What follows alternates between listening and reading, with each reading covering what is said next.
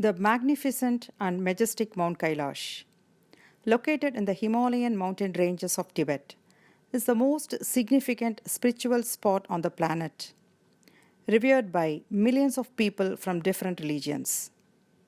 Hindus believe Mount Kailash is the abode of Lord Shiva and a manifestation of heaven itself.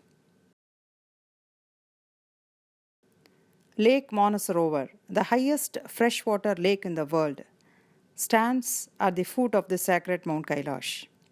It is also believed by Hindus that the lake was first created in the mind of Brahma, and the water has the power to wash away all mortal sins. Every year, thousands of pilgrims visit Kailash and Manasarovar to feel the divine presence of God, undergo an intense spiritual experience, and to get an enlightening transformation. Due to the Indo-China War in the year 1962 and the subsequent border disputes with China, the route to Mount Kailash was closed to the pilgrims of India by the Chinese government. It was completely closed for almost 2 decades. It was a terrible loss for Hindu pilgrims as they could not visit the sacred place for almost 20 years. The opening of Kailash and Manasarovar was considered impossible by the Indian Foreign Ministry officials, as China is a communist country and Kailash is in the most sensitive area of Chinese-occupied Tibet. As a pleasant surprise in the year 1981, the Chinese government had agreed to reopen the route for Hindu pilgrims. How did this happen?